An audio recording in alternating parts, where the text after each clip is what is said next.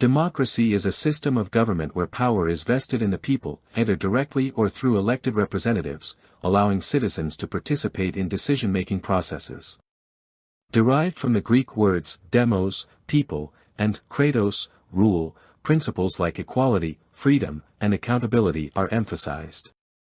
While democracy promotes collective governance, its various forms differ in structure, implementation, and outcomes.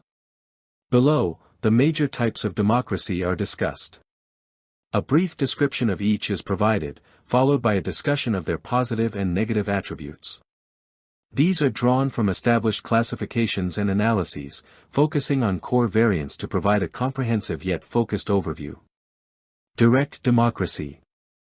Direct democracy involves citizens participating directly in decision-making, such as through referendums, initiatives, or assemblies, rather than electing representatives to act on their behalf.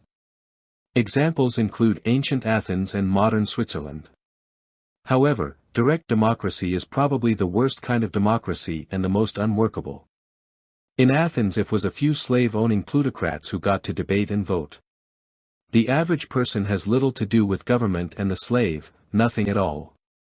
Direct democracy enhances citizen engagement and accountability, as people directly influence policies, leading to greater legitimacy and political education. Can lead to tyranny of the majority, where minority rights are overlooked, and requires well-informed citizens, which may not always be feasible. Direct democracy requires transparency in government and cooperation between different identity groups. The outcome of an election reflects the collective will without intermediary distortion. However, direct democracy is impractical for large populations due to the time-consuming process of debate and potential for manipulation by special interests or by emotional appeals. If there is a large majority of voters who share special interests, they can dominate the political process and disenfranchise the minority bloc.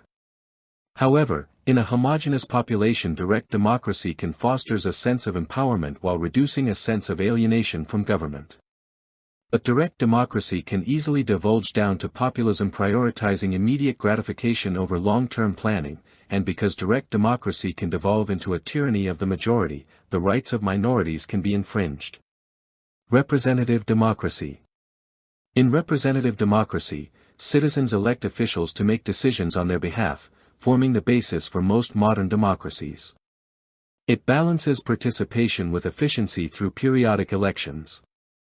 Representative democracy allows for pluralism and protection of minority rights through elected bodies that deliberate and balance interests.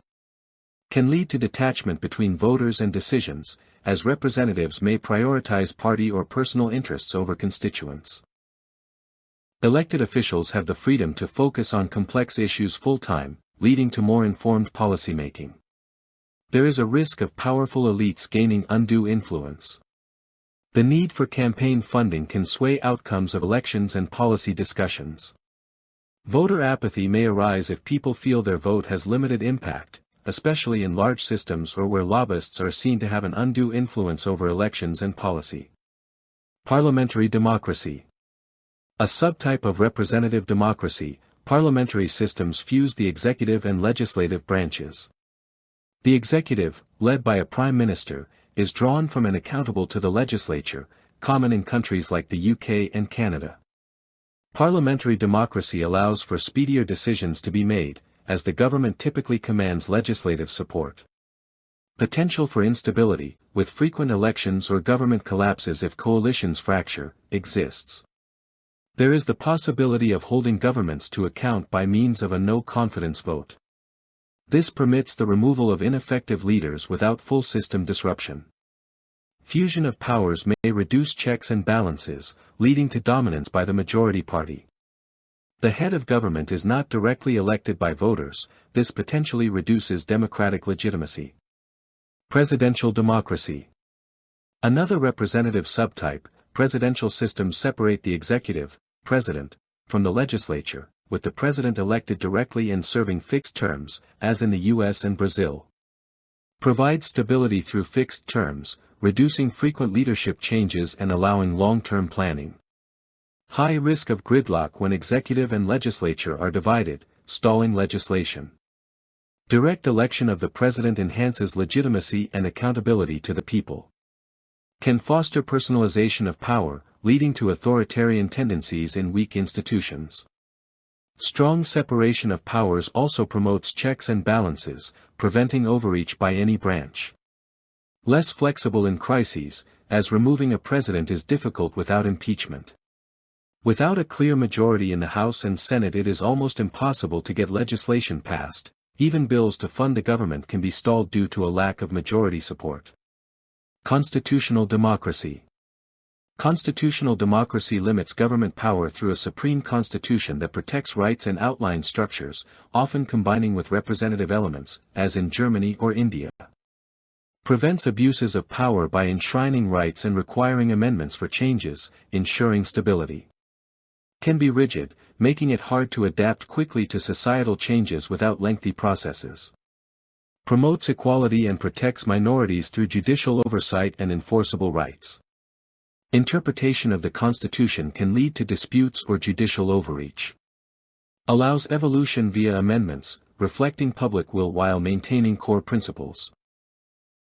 In young democracies, may be vulnerable to manipulation if institutions are weak. Liberal democracy.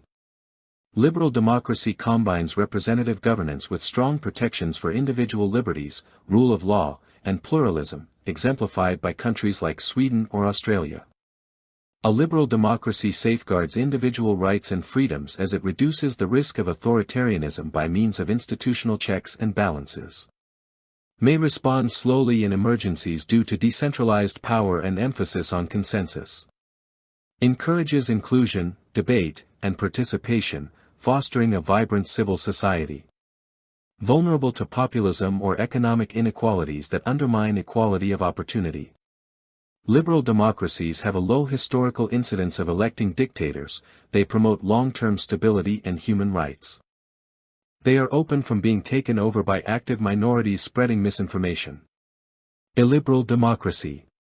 Illiberal democracy holds elections but lacks robust protections for rights, often concentrating power and suppressing dissent, seen in Hungary or Turkey.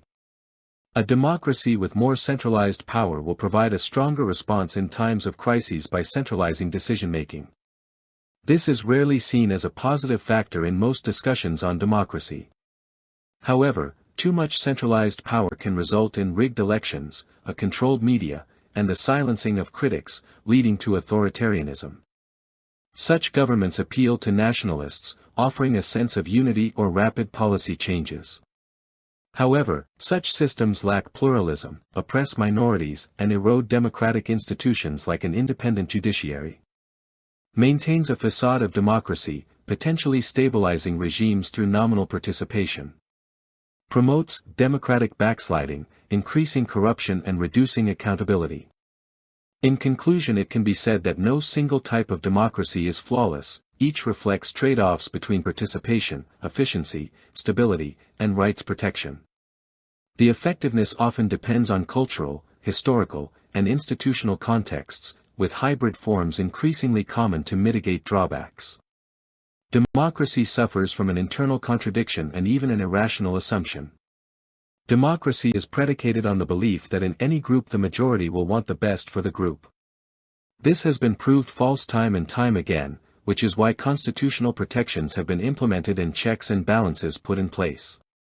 But even this still assumes that every group wants the best for its members, even when this is harmful to members of other groups.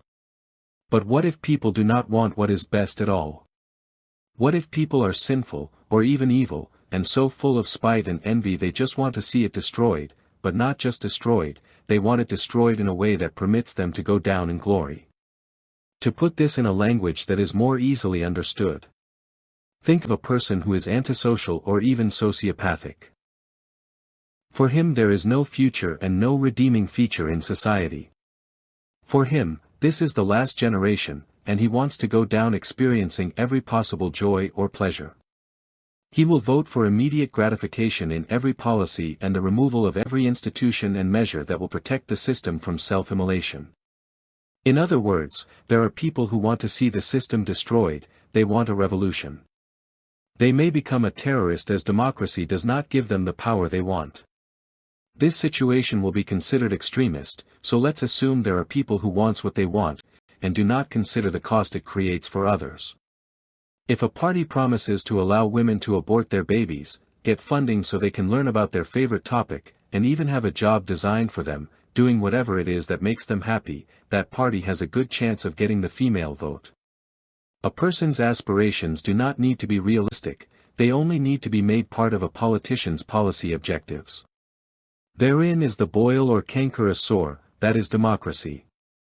Politicians can and do promise the voter their dreams, in exchange for their vote. It does not matter if these promises conflict or are physically unrealizable, so long as the voter hopes the politician is serious about his or her promises. Yet, it is not specifically democracy that is the problem. Indeed, every system is workable with the right people, even liberal democracy. But democracy attracts the wrong people. Democracy is a system that promises that if your view is shared by the majority, it will become reflected in the system you are in. The rule is, if a system can be exploited it will be exploited, and democracy prides itself on how open it is to the will of the majority, regardless of the content of that will. People do not seem to understand the determination of others of their kind to exploit weaknesses in a system. Many people will look at the faults in a system, and its weaknesses, and think these things can be repaired. Perhaps, but this does not deal with the many whose entire existence is predicated on finding loopholes in the system. In truth, if a system can fail it will be caused to fail by those who think loopholes exist for their benefit. What we know is that the truth is fixed, logically. All problems are interconnected, they cannot have an original source. Which means there is only one problem, which means there is a single solution. It is not a matter of fixing all of the errors, it is finding the source of these problems and eliminating it. Logically speaking, if there was no solution to the central problem, what we experience would be natural, not problematical. We know there was a point of creation, because we can follow the development of the universe back in time. If we trace back our problems back in time, we get to a point of origin also. Anyone could do this. We look at all our problems and we see a common element in all of them. It's not rocket science, it's just being honest. It is being logical, because if we are logical, we are truthful, and if truthful, we become logical. If we are logical, we can see the connectiveness of all things and how everything wrong is related to an original sin. We own what we create, that is the only basis on which rights of ownership exist. Therefore, the only crime and the source of all of our problems, is people who claim what they did not create. The main culprit is the state, the same ones whom we vote for to solve society's problems. The very ones who create most of our problems are expected to solve them. Yet, people think democracy is a solution, when democracy can only pick someone to take away your rights. Democracy is a solution that eliminates your most fundamental right. In return you are given the right to vote for a government that will restrict and even eliminate your rights. The first step towards a solution is to stop voting and stop thinking you can vote your way out of this parasitic system. The next step is to fight all persons and institutions that seek to overrule your inalienable right to what you create. That is it. That is all it takes to eliminate humanity's problems. Democracy is a lie unless it is grassroots. No vote ought to reduce the power of the base. The doctrine of subsidiarity must always be respected. Meritocracy is the rule of those who have the most merit, this is what gives them legitimacy. Merit must be measured and based on objective criteria. Our right to vote based on merit means no one has a carte blanche right to vote.